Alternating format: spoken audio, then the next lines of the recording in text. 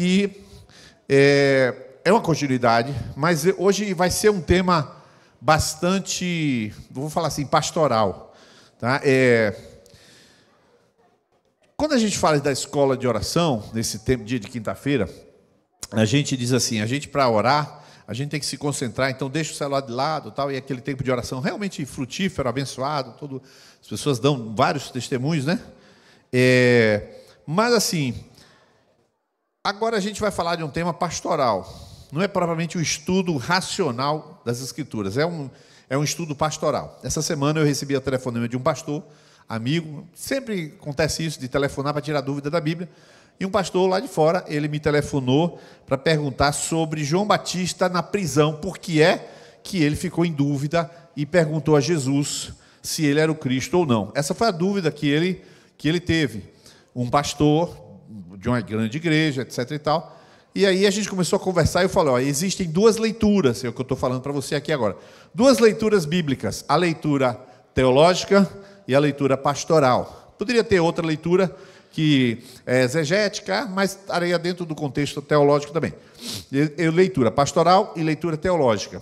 A leitura teológica é aquela que você tenta extrair a lição, levando em conta o contexto, levando em conta o que aconteceu, etc. e tal. Mas a leitura pastoral é aquela que você extrai a lição para a pessoa, para a vida da pessoa.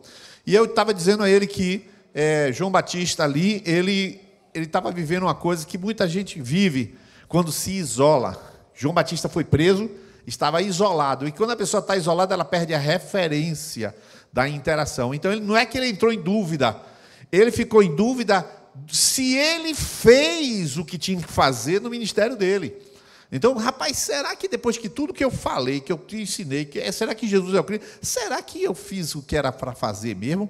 Interessante que logo após ele ter feito isso, ele morre. Ou seja, minha vida valeu a pena mesmo? Então eu estava falando para o pastor, ele, rapaz, que coisa profunda, tal, porque a parte pastoral, ela transfere direto do texto para a sua vida. Então, Gislane, que bom lhe ver, parabéns. Glória a Deus, aplauda o Senhor pela vida dela. E foi poucos dias, né? E aí, como você foi a última aniversariante que apareceu no Ágape, então faz de conta que é hoje.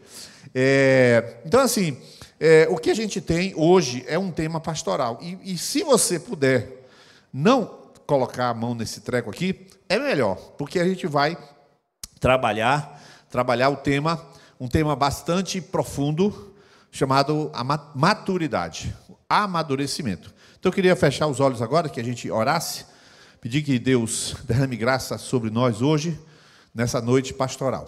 Pai bendito, nós queremos, Espírito Santo, convidar o Senhor aqui essa noite. Quem somos nós, né, Senhor? Para te convidar. A gente aqui é convidado do Senhor para essa noite. Mas o Senhor entendeu, nós queremos realmente te convidar para um agir pastoral, um agir paraclese, um agir que toca, um agir que dá a mão a cada coração. Senhor, não é a mão ao braço, é a mão ao coração, Senhor. Ajuda cada coração essa noite com o teu jeito dócil, o teu jeito doce, o teu jeito suave, o teu jeito penetrante, Espírito de Deus. E conversa com cada coração enquanto as minhas palavras estiverem saindo, de modo que cada um esteja incentivado e tome alguma atitude na sua vida. Vire alguma chave, mude alguma referência, por favor. E aqueles que não puderam vir, mas estão acompanhando, Senhor, onde estiverem, que o Senhor ministre profundamente, Senhor, sobre as suas vidas, em nome de Jesus. Quero mandar meu abraço aqui para João Paulo, para Zildete. Eu quero mandar meu abraço para vocês, Zildete, Deus abençoe.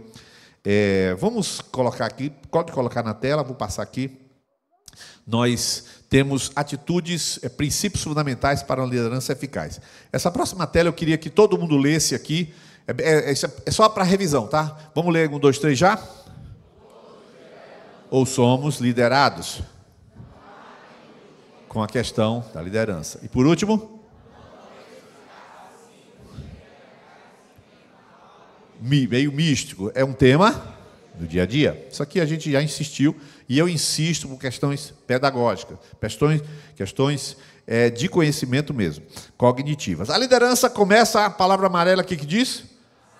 A realidade inevitável. Você tem que aceitar, né? Aceitar. Isso, você vai exercer liderança, quer queira, quer não. Pode exercer uma péssima liderança.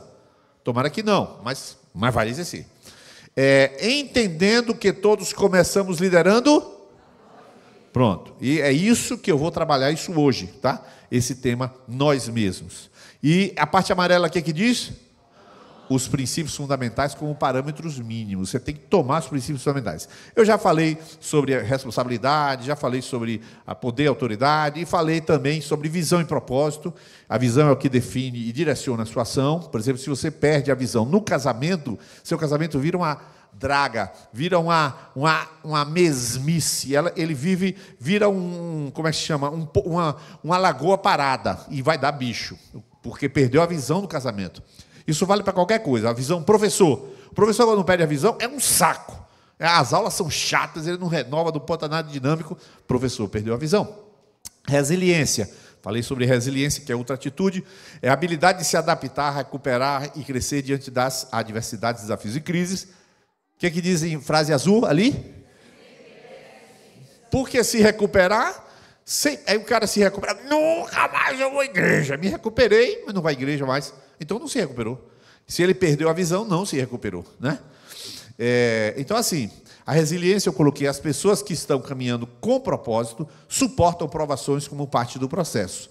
A gente sabe que não tem jeito, mas eu vou trabalhar bastante isso hoje. Resiliência, Miles Monroe, aquelas frases que eu coloquei para vocês, separei apenas a de Miles. A resiliência é a capacidade de ver além do sofrimento e manter os olhos fixos no propósito. Você podia ler a frase que está em branco ali? Por exemplo, você quer ter um filho, né? Você, mulher, quer ter um filho, casou, quer ter um filho. Aí você fala assim, por que eu quero ter um filho? Quando eu quero ser mãe, blá, blá, blá. Quando você tem aqueles porquês, o como é que vai ter filho, né? Se torna suportável. Eu não quero que a barriga cresça, não vai ter filho, né? Então aí, né? Eu não quero que meu corpo mude, não vai ter filho. Então você tem o porquê, o como se suporta. Resiliência, Maya Angelou, vou pular isso aqui. E os dois versículos que eu coloquei de resiliência, só para abrir aqui, e nós passamos para o outro ponto, são os dois versículos, eu queria que a igreja lesse aqui, Josué 1,6, 1, 2, 3, já?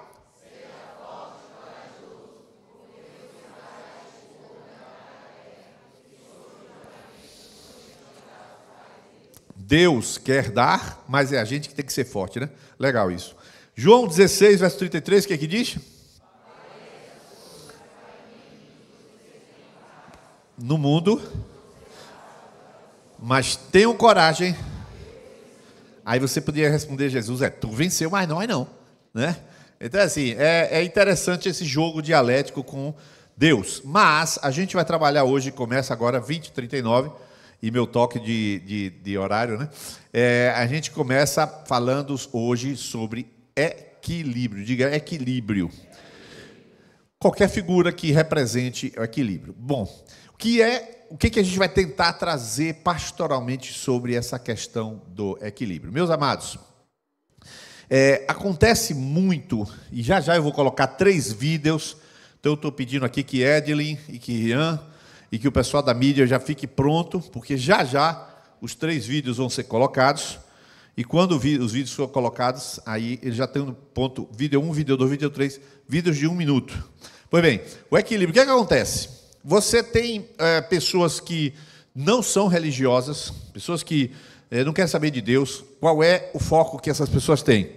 Material, digamos assim, né? Elas têm um foco material, elas querem conquistar e etc e tal. Elas estão focadas naquela concretude da vida. Aí entra um sujeito, isso acontece direto, tá, pessoal? Entra uma crise financeira gravíssima, entra uma doença gravíssima na sua vida, entra algum fator contingencial que rompe aquela calmaria da previsibilidade do controle. E aí, quando acontece isso na vida da pessoa, ele vai buscar Deus. E aí, na hora que começa a buscar a Deus, ele começa a se envolver na igreja, coisa do tal, ele então se envolve, ele chega diante de um discurso ou de uma proposta que muitas vezes ela não é dita, mas ela é subentendida, de que Deus vai resolver os problemas do seu negócio, que Deus vai curar você e que tudo vai se resolver na sua vida. Então ele descobriu o gênio da lâmpada. Ele descobriu o que ele não tinha descoberto antes. Antes ele era finito, incapaz. Agora ele tudo posso, naquele que me fortalece. Então dá aquele salto. E ele então agora tem o mundo espiritual e ele tem a empresa material. Então ele tem esses dois braços e ele tem que viver com essas duas coisas. Se você quiser também falar que aquela pessoa é uma pessoa inteligente, capaz, mas é uma pessoa que frequentemente cai em depressão. Como é que ele faz para lidar com o fato de que aquela depressão o assola e ele tem todas as condições, mas quando ele está no melhor, ele não pode viajar para um congresso porque ele está limitado. Então, existem uma série de situações que eu poderia dar de exemplo para vocês que vai fazer com que o cristão seja obrigado a pensar e a viver e a crescer em rumo ao amadurecimento. Não tem jeito. Todo mundo aqui é convidado, e se não for convidado, é avisado. Se não for avisado, é empurrado para o amadurecimento. É empurrado. Se tu quer amadurecer, bem. Se não quer, pode ficar tranquilo. Eu tenho uma corda excelente para te puxar. Não tem jeito. E essas coisas, elas são assim. Eu vou pegar bem devagarinho, e aí eu vou pegar assim, atenção. Quando passar a próxima projeção, você vai ler. Tá? 1, 2, 3 e...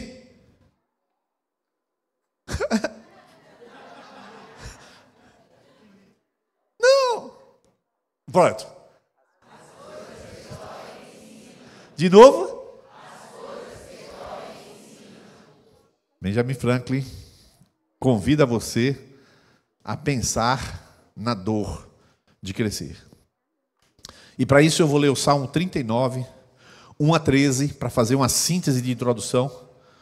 Quando o Salmo, na versão NA, vai dizer assim: eu disse comigo mesmo, guardarei os meus caminhos para não pecar com a língua. Porém mordaça a minha boca enquanto os ímpios estiverem na minha presença.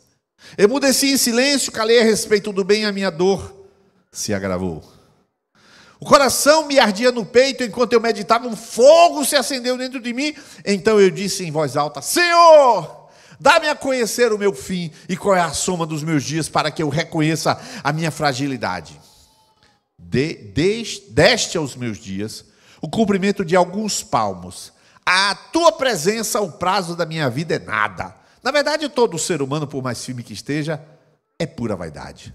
De fato, o ser humano passa como uma sombra e em vão se inquieta. Amontoa tesouros e não sabe quem ficará com eles. E eu, Senhor, que espero? Tu és a minha esperança. Livra-me de todas as minhas iniquidades, não permites... Aí eu não vou ler, tá? Porque eu vou separar esses pontos aqui, ó, tá vendo?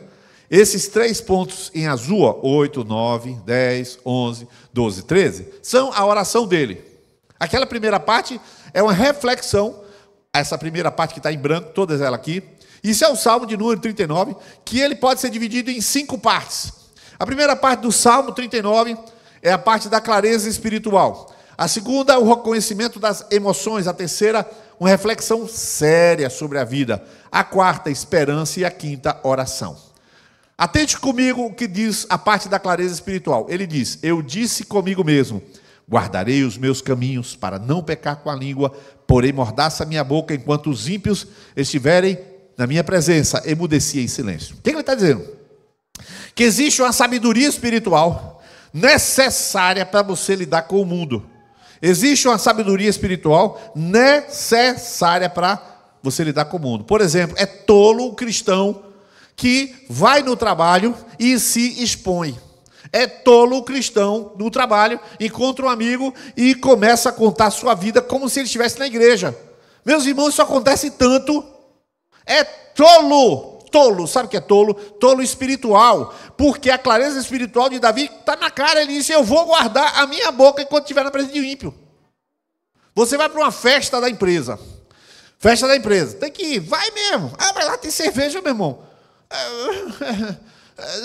Aqui nessa rua vai ter que ter cerveja. Também aqui nesse Aras também tem cerveja. Você não tem nada a ver com isso. É festa de empresa? Vai.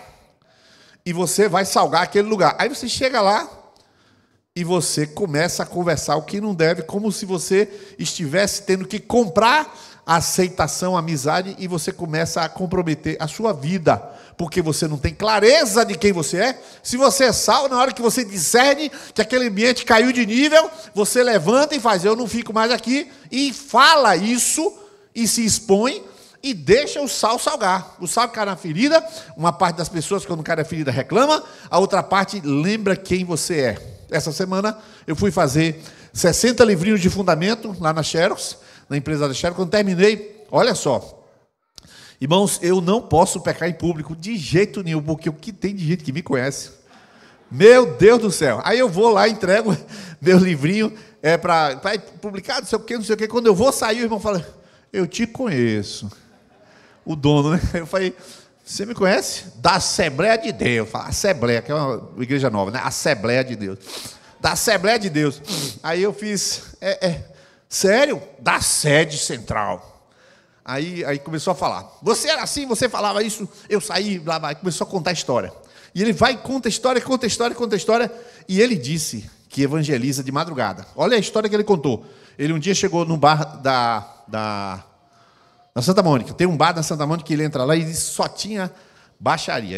Mas ele vai lá e evangelizar. Isso de madrugada. Aí chegou lá, aí o dono falou, aqui você não evangeliza. Calma, rapaz, eu vou falar de Deus.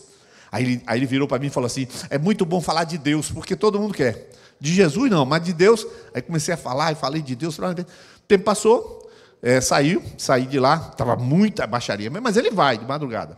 Aí quando chegou em casa, 6 anos depois, ele está na rua, andando, lá na Estação Nova, e aí um rapaz abraça ele e fala assim, você sabe quem sou eu? Aí ele fez, rapaz, eu lembro vagamente de você. Aí ele fez, eu sou o dono daquele bar que te expulsou naquela noite.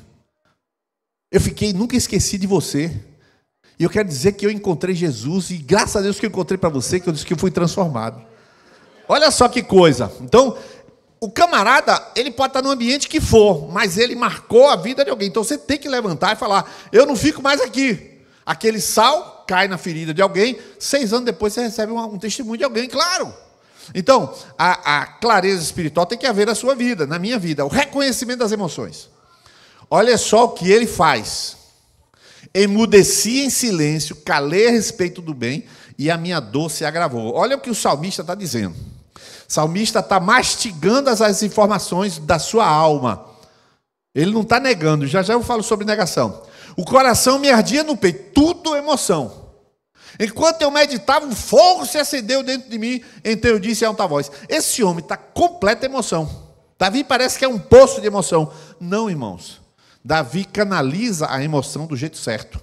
Emudece, cala, aumenta a dor, acende o peito, um fogo acende, ele grita em alta voz.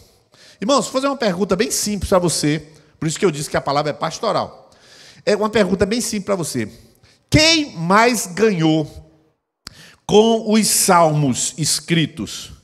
Nós ou Davi? Responda. Hein? 1, 2, 3 e já. Quem mais ganhou? Quando terminar, você fala. Quem mais ganhou com os salmos escritos? Nós ou Davi? Davi, irmãos. Davi ganhou muito mais. Por quê, irmão? Porque quando ele está construindo sua espiritualidade, nós vamos beber lá na frente, ele está conhecendo a Deus dentro da própria história. Ele está vendo, o pardal encontrou casa, a andorinha ninho para si junto aos teus altares, eu encontrei os teus, ele quando olha o passarinho, ele descobre Deus. Então ele ganhou com aquele salmo, e a gente pegou a rebarba da espiritualidade dele. A gente pegou o restante, a experiência dele, a gente pegou. É a mesma coisa do devocional. Você lê o devocional de Spurgeon. Sim, mas tu faz seu devocional com a sua própria assinatura? Se você não faz, você está pegando a rebarba de Spurgeon. Não é seu devocional, é o devocional de Spurgeon.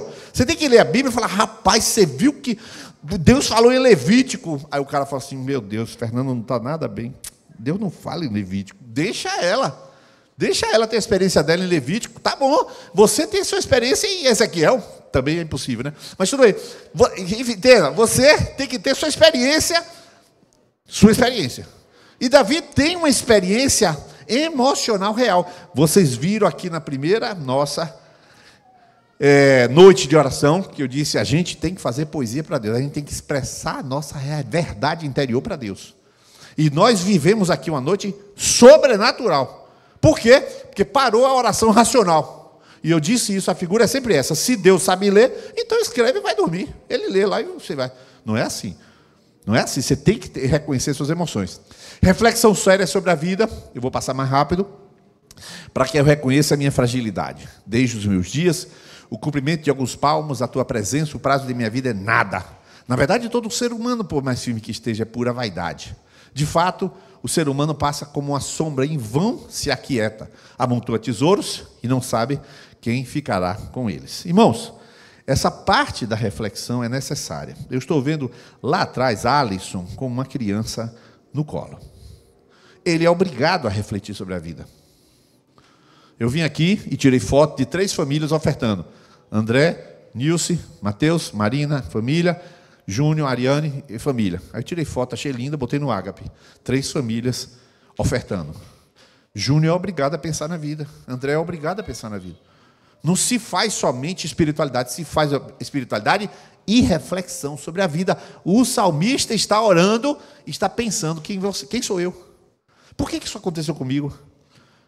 Quem sou eu? Quão frágil eu sou? E você lida com a espiritualidade na sua vida. Poxa, por que minha mãe está assim? Poxa, por que isso aconteceu com fulano? Você lida com a reflexão sobre a vida. O salmista, quando teve uma experiência com Deus, pensou na vida. Por isso que eu comecei falando que era pastoral. Porque cristão não pode ser alienado. Encontrei Deus. Meus problemas estão resolvidos. Já já você vai ver se está resolvido. Esperança. O salmista disse, e eu, Senhor, que espero, tu és a minha esperança. Vou falar especificamente sobre esperança, para que você seja curado com relação a isso. Oração. E depois que ele se expressou, fez a sua definição espiritual, etc., fez a reflexão sobre... Aí depois vai orar. Ó, livra-me das minhas aflições. Não sei o que. Por quê? Porque toda oração tem que ter contexto. E ele vai dar contexto para a oração. Até aí tudo bem. Mas vamos lá para fazer as nossas interpolações aqui com a realidade. 2 Timóteo 3:1, mas você precisa saber disso. Nos últimos dias sobrevirão tempos difíceis. Irmãos, nós estamos nos últimos dias e aí está a tradução do grego sobre os tempos difíceis. Tempos difíceis de fazer, de pegar, de aproximar, difícil de tolerar, preocupantes, perigosos, duros, ferozes e selvagens. Os dias em que nós estamos vivendo, tem uma tradução que diz, nos últimos dias nós viveremos tempos selvagens. Tempos selvagens. Tem outra tradução que diz, nós viveremos tempos demoníacos. Tem uma tradução que fala tempos demoníacos, por cada raiz da palavra chalepos. Por que isso, queridos? Nós vivemos tempos complicadíssimos. Você está inserido, imerso numa cultura cristã. Se você estivesse nos Estados Unidos era um jeito, se estivesse na Suécia outro jeito, cada lugar é um jeito. Eu estou falando do Brasil. Então, aqui nos nossos dias, você tem uma cultura triunfalista. Eu vou colocar, já, eles já estão com certeza no ponto aí, 3 vídeos curtos. Na cultura triunfalista, a gente aprendeu aqui algumas coisas que o evangelho vai me dar certo, vai fazer eu dar certo, vai fazer eu prosperar, vai fazer... A ilusão quanto aos preços. Todo mundo acha que tudo é rápido. Olha para o casamento de Iris e Fernanda. Meu Deus, fecha o olho assim, né? Meu Deus, eu quero ser feliz como eles. Tu tem 38 anos de idade? Não. Eu tenho de casado, meu irmão. Pelo amor de Deus. É ralação para poder você estar ali. Entende isso? A pessoa não tem a noção de que as coisas, elas não chegam, não caem do céu. Elas são plantadas e regadas e tem o tempo de esperar a colheita e nem vem todo o milho de uma vez. Vem devagarinho. Depois tem outra colheita, depois vai devagar. Evitar a dor a qualquer preço. Bom, esse é um problema que eu vou tratar só hoje à noite, isso. Infantilidade emocional e perda do alvo de Deus. Vamos começar pelo triunfalismo. Se eu conseguir passar aqui, Jesus, eu não vou parar de pregar. Aqui, o triunfalismo. Atenção que eu quero pedir para colocar os 3 vídeos, e eles vão colocar esses 3 vídeos, pode abrir o som, porque são 3 vídeos, vídeos curtos, de 3 pregações. Antes que eles soltem, quero te dizer o seguinte, esses vídeos são públicos. Eu não vou comentar essas pessoas quem são. Não vou fazer comentários sobre eles, tá? Mas os vídeos são públicos, então eu posso colocar o vídeo que eu quiser aqui. Se poderia até comentar e descer a madeira, mas não vou fazer isso. Mas eu posso colocar porque é tudo público. Então esses 3 vídeos públicos, pode soltar vídeo 1, 2, 3. Diz Apocalipse 5:10 que nós fomos feitos reis e sacerdote para Deus. Deixa eu falar com o rei, que você é soberano sobre a sua vida, sobre os seus problemas. É você que manda embora.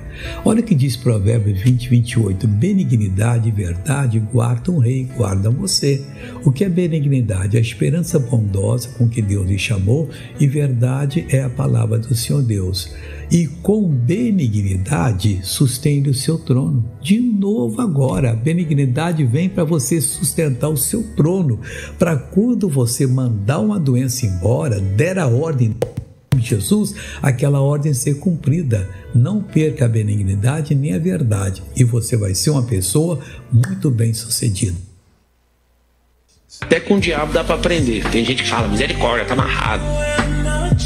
Vocês querem aprender uma coisa com o diabo ou não? É forte. É?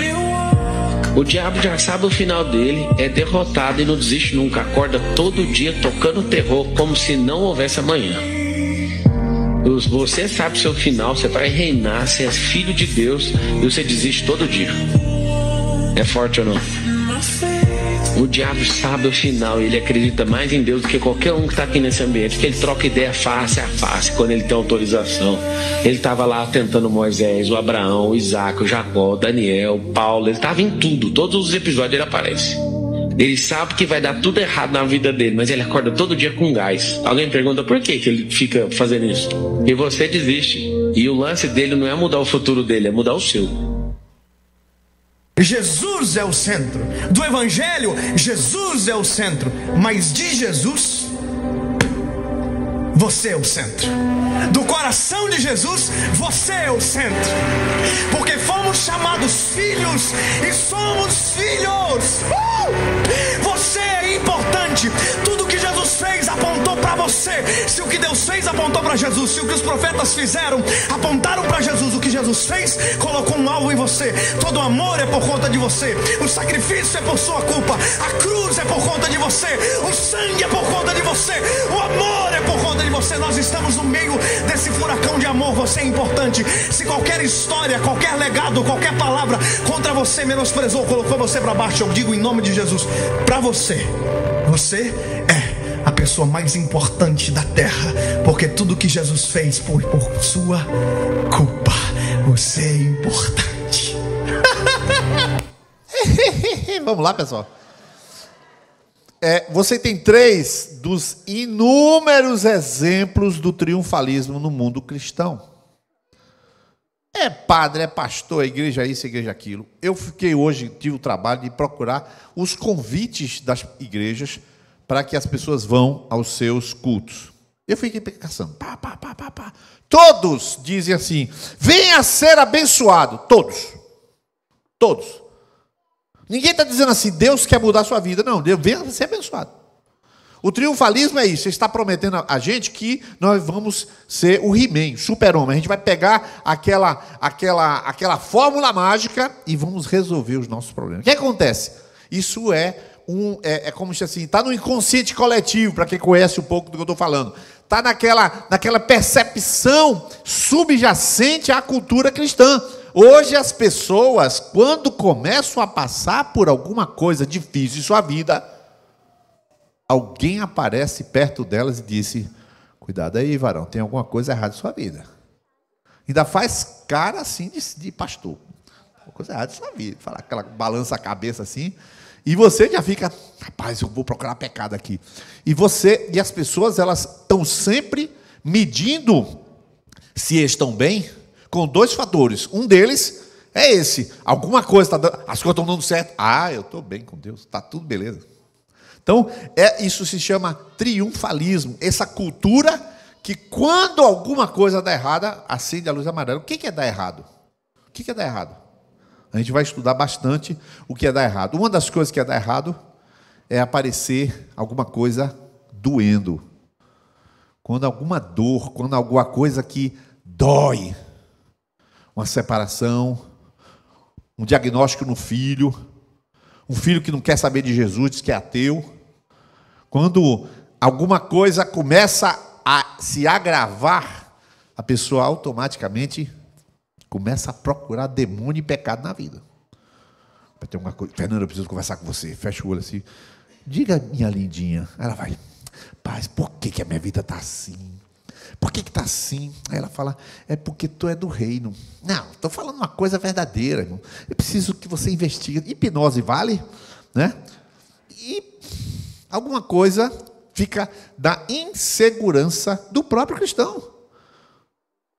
Eu fiquei pensando assim, eu tive que pegar 6 exemplos que eu podia pegar, 20 de pessoas na Bíblia que comeram capim para viver o que Deus queria. José, você já viu, Mateus pregou aqui, levou 22 anos, como disse Mateus aqui, para José se reconciliar com seus irmãos, 22 anos. Mas levou 13 para ele chegar até a presença de Faraó. 13 anos. Fazendo o quê? Ralando.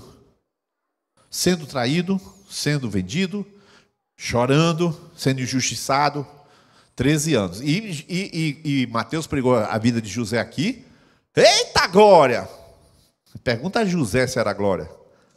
A gente fala depois, né Mateus? Mas vai lá na história dele. A história de Davi, eu já falei para vocês aqui dias atrás, a palavra hebraica que diz que Davi era um menino. A palavra hebraica obriga a interpretação de que Davi tinha no máximo 15 anos de idade quando foi ungido na casa de Samuel. E já tinha matado um leão e urso com 15 anos. Como é que um pai deixa um filho para matar urso com 15 anos? Não, meu irmão, é como é que a gente não deixa hoje o filho nem matar barata? Essa é a pergunta. Não é verdade? Um rato passa, os meninos saem tudo correndo. Ratinho desse tamanho. Entrei no quiosque hoje, eu pensei que era uma lagartixa, anteontem. Irmão, do tamanho de uma lagartixa, um rato. Ratinho desse tamanho. Entra, meu irmão, já teve reunião de líderes, que o rato entrou. Os líderes sabem o que eu estou falando. O rato entrou, quase o Espírito Santo saiu, porque os irmãos tudo... Um rato! E Davi, com 15 anos, estava matando leão e urso. Que é alguma coisa errada, irmão. E o camarada ele só foi reinar aos 30. Dos 15 ao 30, perseguição sobre o jovem Davi, até ele se tornar rei. Jeremias nem se fala. Eu estou só contando porque você já conhece a história. Jeremias, Deus chamou ele e falou, do ventre da nação te chamei, te dei para o profeta, tal. Aí ele fala assim, não diga que és, mas Senhor, eu sou um menino. Não diga que és um menino, porque onde eu te mandar, dirás o que mandar falar, tu falarás. Pô, não posso nem falar que eu sou um menino. Mas isso, cara, não pode nem falar que é um menino. Não pode não. Você vai e acabou. Pois, veja bem. Pois Jeremias, com essa idade, foi chamado para quê? Para todo mundo ser contra ele. Todos contra ele. Ele não teve um amigo. Os amigos traíram. Todos foram contra Jeremias desde que foi chamado, desde o ventre, desde menino. Ele é considerado o principal profeta do Antigo Testamento para os judeus, né? Daniel.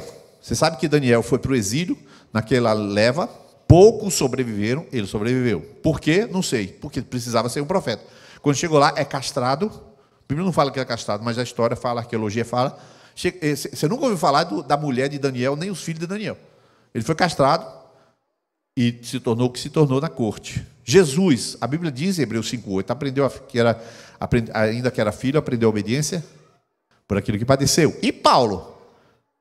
Então eu vou citar apenas 2 versículos aqui, ó.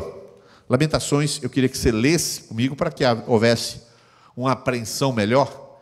Lamentações 1:12 e 3:1, ou seja, todo esse texto aí são 2 versículos. Então eu queria que você lesse comigo para que você tivesse essa absorção. 1, 2, 3 já?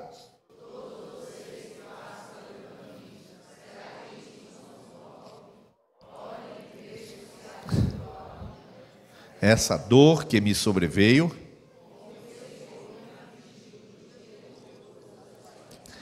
eu sou o homem pela vara do furor de Deus. E agora, o apóstolo Paulo. Quer dizer, eu podia pegar N versículos, mas estou falando só desse aí. O apóstolo Paulo, vamos ler esse versículo? Agora, 1, 2, 3 já? Impelido pelo Espírito, não sabendo, exceto que o Espírito Santo me assegura.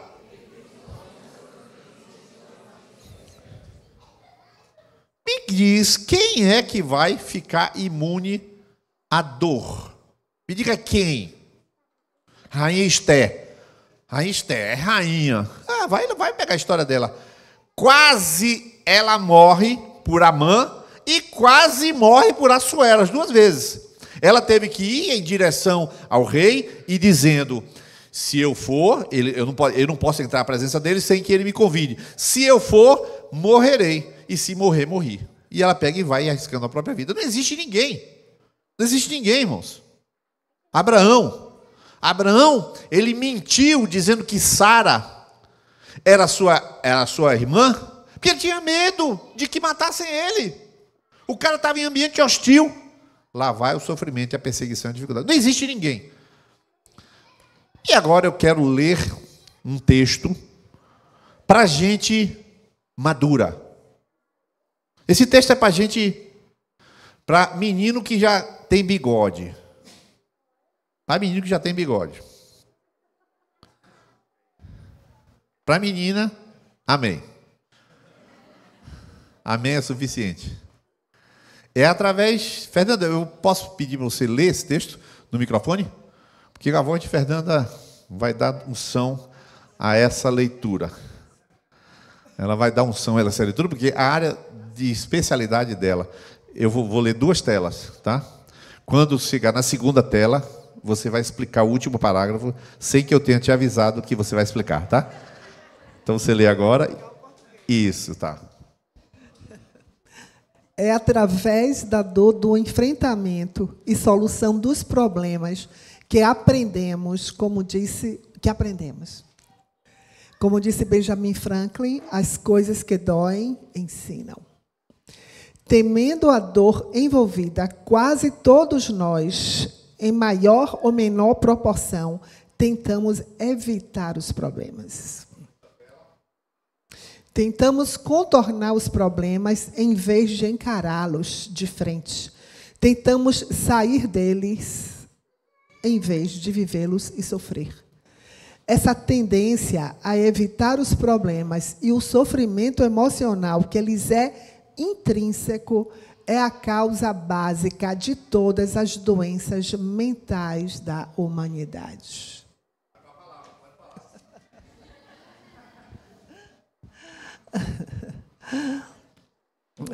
Alguém já disse que os sintomas, a neurose é uma dor, é a fuga da dor legítima. Ela não é a dor legítima.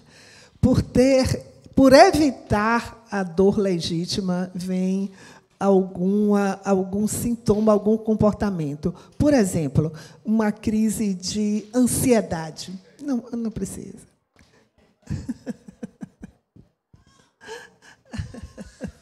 Oh, Jesus. Uma crise de ansiedade, uma pessoa ansiosa. Aquilo ali não é a verdadeira dor. Ela não está em contato com a dor legítima dela. Ela precisa entrar em contato com aquela dor. Aquilo que hoje a gente estava comentando, né, na nossa reunião hoje à tarde, que eu disse assim, tudo que a gente exclui aparece como sintoma. Depois, né? Se eu excluo alguma coisa da minha vida, excluo um sofrimento, excluo algo que eu não aceito, excluo uma dor legítima, ela vai aparecer como sintoma. Aquilo vai aparecer na minha personalidade, no meu comportamento, como um sintoma. Eu acho que deu para entender, né? É mais ou menos isso aí. Vocês vão ver como a gente se completa, né? Veja só, ela tem esse olhar interno. Eu vou dar um olhar prático. Quando você tem uma crise conjugal e você não quer enfrentar a dor de conversar, já entendeu o resto? Precisa falar? Não precisa não, né?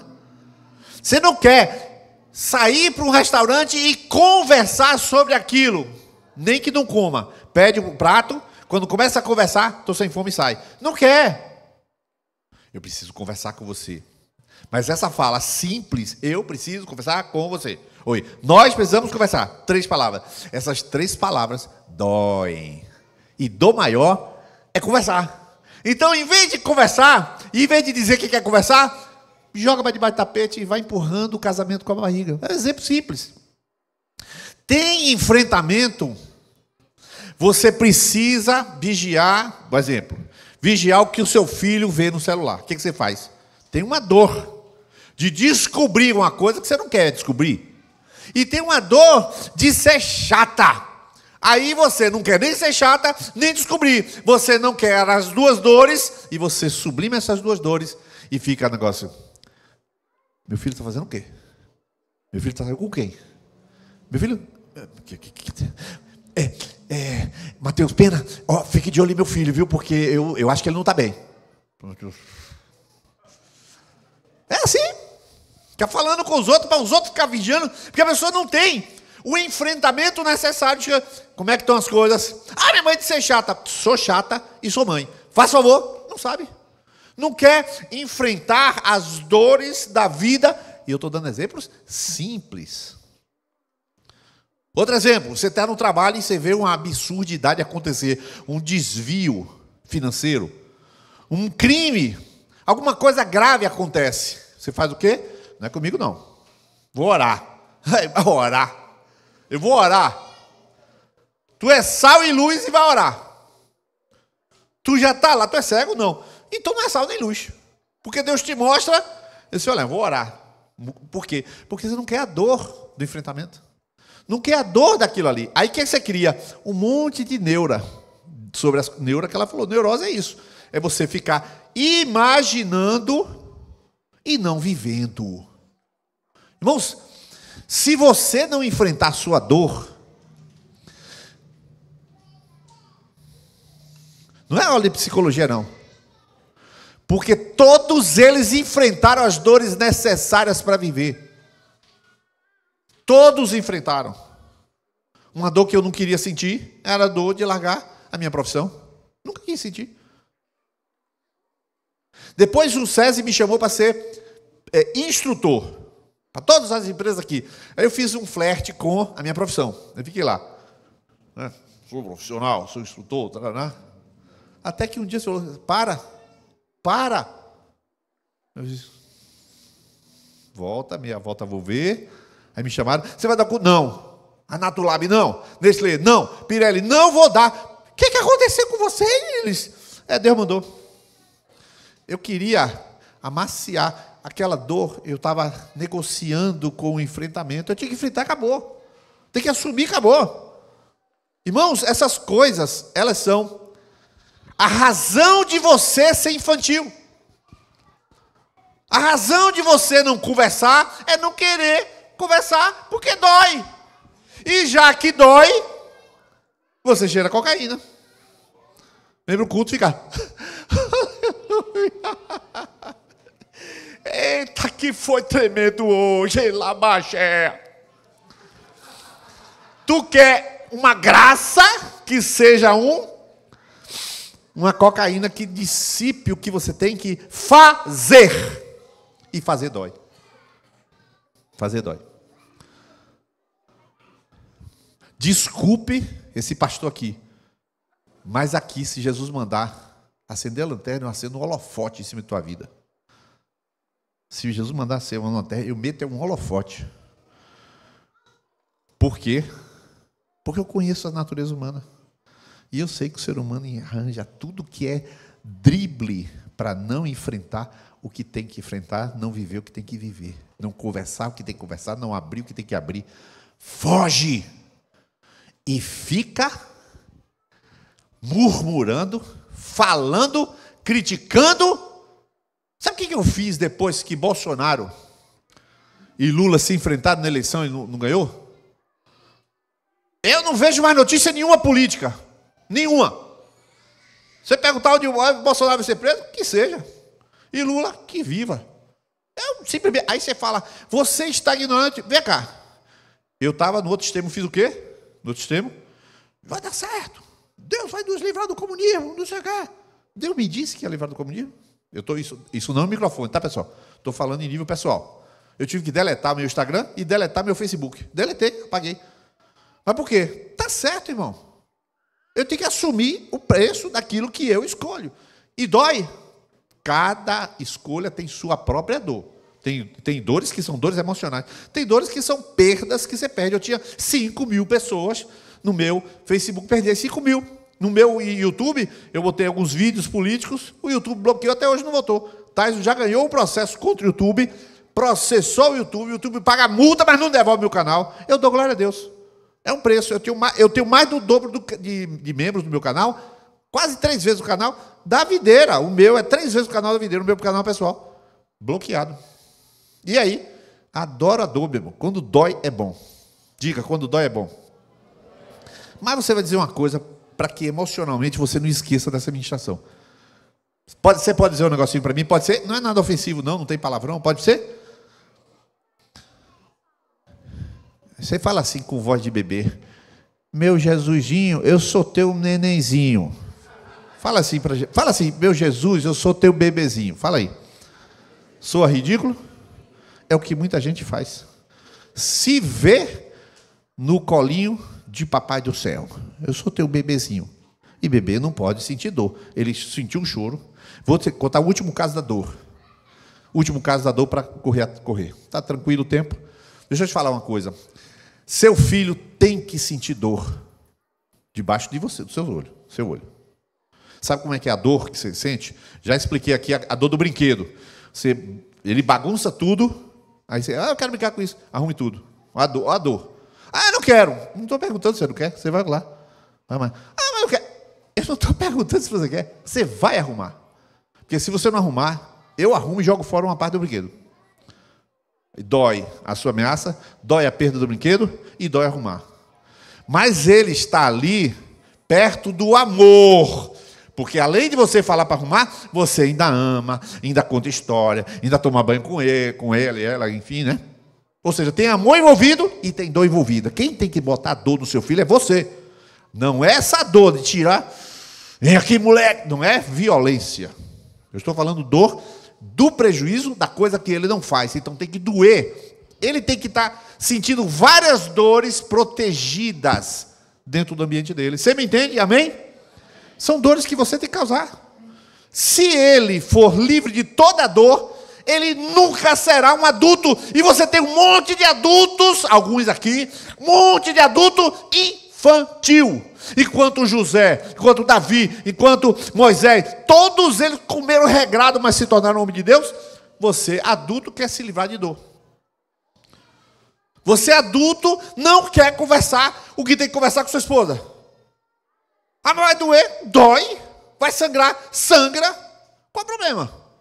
Qual é o problema, irmão? Se você não quer, você está em dissonância com o que a Bíblia diz. E a Bíblia diz isso. Vamos para a Bíblia. Vamos lá, Romanos 5, 3-5. 1, 2, 3.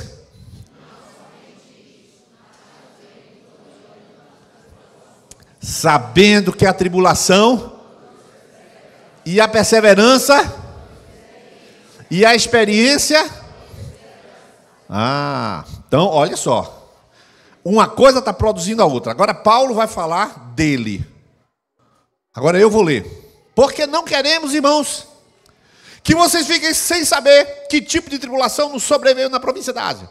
Foi algo acima das nossas forças, a ponto de que perdemos a esperança na própria vida. Quando o cara perde a esperança na própria vida, ele pode blasfemar, pode fazer o que for? Não, senhor. Ele espera. Vou falar sobre esperança. Ele esperou. E depois que ele esperou, que já não tinha solução, ele ia morrer, de fato, tivemos em nós mesmos a sentença de morte. Amanhã de manhã eu vou morrer. Para que, a igreja lê para quê, por favor, até o final? Em nós mesmos. O que é que Deus queria ensinar a Paulo? Eu vou ensinar você a não confiar. Eu vou meter uma sentença de morte em você, eu quero ver como você vai reagir. Meteu na sentença de morte do camarada. A sentença chegou. O que ele fez? A vida, eu vou ficar esperando, né? Porque já não tem jeito mesmo, vou morrer. E eu vou confiar em Deus. Porque Deus pode fazer alguma coisa mesmo com sentença de morte zarada. E o que aconteceu foi que ele aprendeu a confiar quando não tem mais esperança. Todos aqui podem confiar em Deus quando não tem esperança, porque Paulo ensinou a você. Só que vai doer. E você vai confiar em Deus com dor? Se você quiser livrar da dor. E esse é o problema. Você já é um discípulo de Jesus, sim ou não? Amém? Você é um discípulo de Jesus. Dilsonei, você é um discípulo de Jesus, amém? Perfeito. O propósito de Deus é transformar você e revelar Cristo em e através de você. Amém, Dilsonei? Perfeito. Então vamos lá. O texto bíblico diz: e todos nós, com o rosto descoberto, contemplando a glória do Senhor, somos transformados de glória em glória, na sua própria imagem, como pelo Senhor, que é o Espírito. Somos transformados. Olha essa frase. Toda a igreja vai ler essa frase, que completa aquilo que Fernanda leu neste instante. 1, 2, 3, já?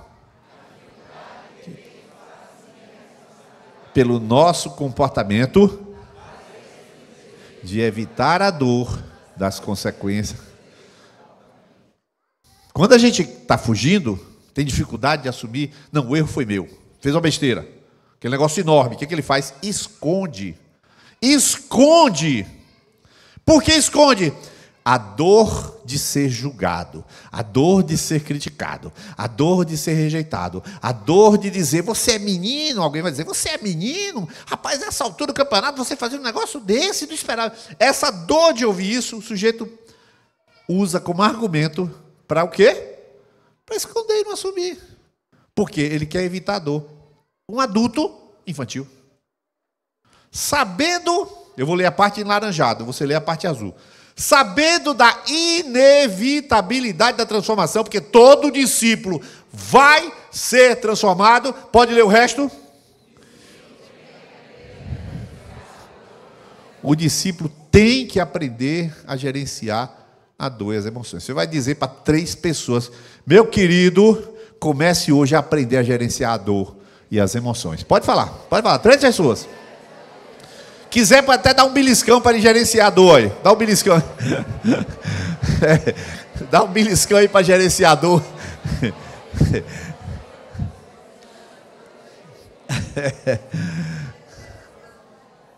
Eu disse a você que a palavra era pastoral. Se você que não era teológica, era pastoral. E agora eu vou começar a encerrar. Existe uma diferença entre sofrer calado e sofrer correto. Eu vou ficar calado para... Não. Sofrer calado é morrer. Salmo 32 diz, enquanto eu me calei, os meus olhos se enrijeceram, meu vigor ou minha libido se tornou em sequidão de estio, seca. Falar, por isso que agora você entendeu, por isso que o salmista foi o mais abençoado dos salmos, porque ele falou e se curou. E aí a gente pega e aprende com ele. Mas ele foi curado por ele. Ele foi lá falar. Aí que você entende. Eu sou obrigado a abrir meu coração? Não. Não é. Pode engolir sua dor. Eu sou obrigado a confessar? Não. Não faça. Fique com sua dor. Agora, na Bíblia, o salmista fala tudo. Por que você não fala tudo? Porque quer fugir da dor de falar tudo, lógico. Por que o cara adulterou e não confessou? Porque ele quer fugir da dor de enfrentar a mulher dele, claro. Meu Deus do céu, lógico.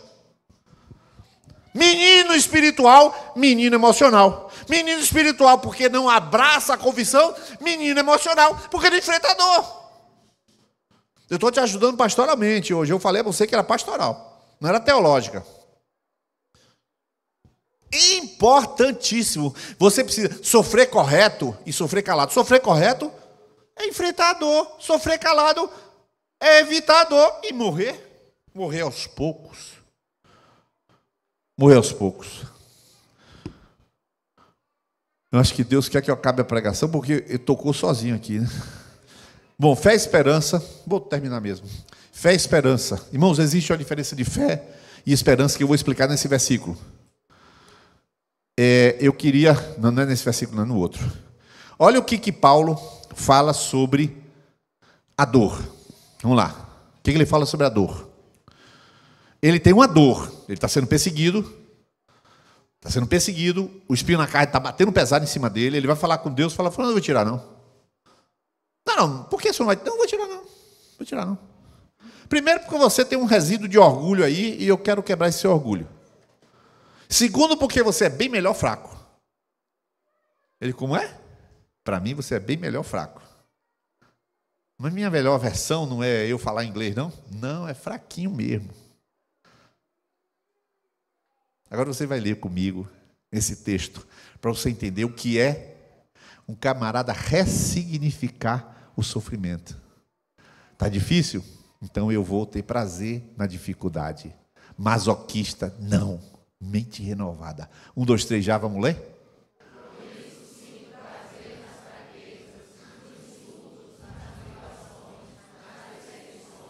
Nas angústias por amor de Cristo. Porque quando sou fraco, então é que sou forte. Você viu que você pode transformar a sua pior dor na sua maior força? É você que faz isso. Não vem dizer que é Jesus, não. Jesus, a parte de Jesus é dizer, não tiro não, porque eu quero você fraquinho. Essa é a parte de Jesus. Qual é a parte de Paulo? Responder e dizer assim, eu me alegro, ele está mancando, eu me alegro aqui, eu me alegro na minha perna manca. Ô rapaz, eu vou levar naquela igreja do poder, que lá o reteté é forte, e você vai ser curado. Quero não, eu quero minha perna assim mesmo, porque isso aqui para mim é força, desse jeito. É desse jeito, irmão. O cara ressignifica e ele diz, é assim que eu vou viver, tá tudo certo. Agora eu pergunto, quem é melhor? Aquele cara triunfalista que está dizendo assim, vamos aprender com o diabo? Ou um cara que é fraco? O camarada falou isso, você viu? Duvido. Vamos aprender com Satanás. Vai catar coquinho esse cara. Teólogo, né? Quase vira presidente do Brasil, está repreendido. Ora, a esperança não nos deixa decepcionados, porque o que é esperança, irmãos? O que é esperança? O que é esperança? Eu vou voltar aqui, ó. O que é esperança? Presta atenção que eu termino agora. Existe uma diferença entre fé e esperança. A última coisa dessa noite que você precisa aprender, já falei sobre sofrer calado e sofrer certo. Ressignificar a dor, enfrentar a dor. Vai doer? Claro que vai doer. Claro que vai doer. O que você faz? Fecha o olho e se joga. Bungee jump. Se tu pensar, não se joga em bungee jump. Tá, Senhor, a corda nunca quebrou, mas se quebrar na minha vez, não é assim? Aí o cara, fica tranquilo, eu vou contar 1 até 3. No 3, joga. No 1, joga você. Fique tranquilo, no 3, joga você no 1. Ele sabe que se a razão não vai querer pular no bungee jump. Então, ressignifique a dor, enfrente ela. Firmar a fé, firmar a esperança. O que é fé e esperança? Tende fé em Deus. A fé e a esperança. Fé é numa pessoa. Tem um versículo que eu coloquei aqui, ó, que é, olha, 3 versículos de Hebreu. Eu vou mandar isso para vocês, tá? Se guardarmos firme a ousadia e a exultação da esperança, mostrando até o fim o mesmo empenho com a plena certeza da esperança. 6, 8, 19, 2 vezes a esperança. 7, 19, esperança. Mas olha só o 10, 23, para encerrar. Guardemos firmes a confissão da esperança, sem vacilar. Pode ler em azul? Olha aqui que coisa interessante. O que é quem fez é fiel? Você crê no Deus e segura a esperança. O que é esperança? Esperança é, vai dar tudo certo. Deus, porque tem gente que fala errado. Eu creio que vai dar tudo certo. Ninguém pode crer que vai dar tudo certo. Isso é uma esperança. Como é que é uma fé? Fé em Deus. Você não pode ter fé na esperança. Isso não existe. Romanos 8, 24 diz assim, porque quem crê, como esperará? Mas se não cremos, se esperamos, com paciência ou aguardamos. Está escrito Romanos 8. Então, você tem esperança. Qual é a sua esperança?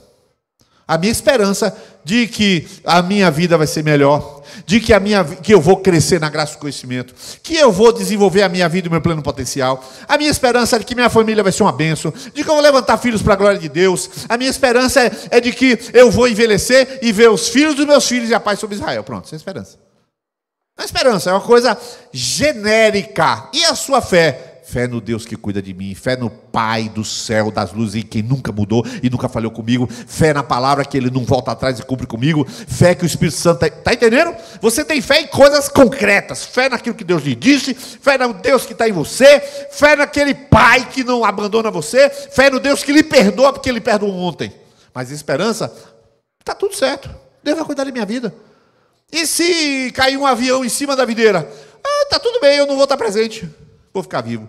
Tem desse jeito, você está sempre com a expectativa boa. Mas você só pode ter essa expectativa boa se você crê no Deus que vai fazer essa expectativa acontecer. Amém? Então, essas são as palavras dessa noite. Eu queria encerrar agora com oração. Queria que você ficasse de pé nesse momento. E agora você vai fazer uma coisa. Você vai escolher uma demanda na sua vida que dói. Pelo amor de Deus, não é a gastrite. A gastrite dói. Bom, se você quiser. Desde que eu existo, eu tenho um bico de papagaio, sei lá o nome. Eu tenho um treco aqui, eu tenho um desvio na coluna. Então, se você quer escolher isso, pode escolher. Deus não prometeu em lugar nenhum da Bíblia que todas as enfermidades serão curadas. Não tem. Se Deus te curar, você agradece. Mas, se Deus não curar, o que você fará? Vai aceitar? Vai enfrentar? Vai viver com isso? Seja o que for. Então escolha uma coisa que dói. Escolha uma coisa que dói, que tem dor. Pensa aí uma coisa que tem dor. Confessar, falar, assumir. Eu tenho tal coisa. Assumir alguma coisa que dói. Escolha uma coisa que dói. E a gente vai escolher. Eu vou orar por você nessa coisa que dói. O Senhor diz que Ele é o Deus que te ajuda na fraqueza. E essa coisa que dói, ela mostra para você que você é fraco e dependente do Senhor. Você não é super-homem. Então essa coisa aí tem um lado muito bom. Ela te ajuda, como ajudou Davi, a ficar caladinho e a dizer: minha vida é como sombra. Pode ser qualquer coisa, pode ser casamento, pode ser doença, pode ser o que for. Já escolheu? Então põe a mão no seu coração que eu vou orar por você aqui agora. E eu vou orar sobre a dor, viu? Eu vou orar sobre a dor. Porque eu pedi para você escolher uma coisa de dor. Então vamos orar. Se você puder não orar, eu prefiro. Eu prefiro que você diga amém para a minha oração. Sim, Senhor. Amém. Sim, Senhor. É verdade. Você vai ficar concordando com o que eu vou orar. Pode ser? Amém? Então vamos lá. Bendizemos o teu nome, Jesus, pela graça da tua palavra que traz luz para o nosso coração. Senhor, muito obrigado por esta graça que nos ilumina o entendimento e nos faz, Senhor, compreender que a vida não é esta lâmpada que a gente esfrega e que tudo que eu quero, tudo que nós queremos acontece. Nós já temos o Deus que criou a lâmpada. Nós já temos o Deus que controla o universo onde a lâmpada está. Nós temos o Deus que não precisa de lâmpada para cuidar da nossa vida. Senhor, nós queremos esta noite dizer: Senhor, eis aqui aquilo que mais incomoda. Eis aquilo que dói. Os teus filhos estão admitindo, como Davi, como salmista que admitiu e disse que ele era falho, fraco e os seus dias eram nada, eram vaidade. Senhor, quantos de nós, Senhor, aqui, o Senhor sabe quem, está querendo simplesmente um analgésico espiritual, evitando resolver o que está ao seu alcance. Senhor, eu quero pedir agora, nesta noite, dia 13, uma graça específica do Senhor. Tua palavra diz que o teu poder se aperfeiçoa na fraqueza. Os teus filhos estão trazendo uma fraqueza. Meu Pai, eu estou usando o nome do teu Filho Jesus, que está na tua direita, para que o Senhor entre com providência de força, para eles enfrentarem a dor que está envolvida em resolver, em agir em favor desta demanda. Senhor, eu sei que o Senhor pode curar alguns instantaneamente como forma de remover a dor. Mas eu sei que todos aqui, não é uns, todos aqui precisam levar essa dor à frente, diante do Senhor, e assumir o que são e resolver isto, conversando, falando, orando, enfrentando e assumindo ela diante do Senhor. Então eu peço, Senhor, que o Senhor conceda agora poder aos teus filhos para praticar isto em nome de Jesus. O teu poder se aperfeiçoa na fraqueza, então conceda agora este poder para que na fraqueza eles encontrem a força que vem do Senhor, Pai. Eu peço que o Senhor, portanto, Senhor, cure vidas, cure casamentos, cure medos, liberte pessoas, que leve cada um, Senhor, a um outro nível espiritual a partir desta noite, desta luz da tua palavra. Eu peço, intercedendo em nome do teu Filho, que está aí à tua direita, que se chama Jesus Cristo. Em nome de Jesus. Amém e amém. Glória a Deus. Que Deus abençoe a sua vida. Até próximo domingo, se Deus quiser.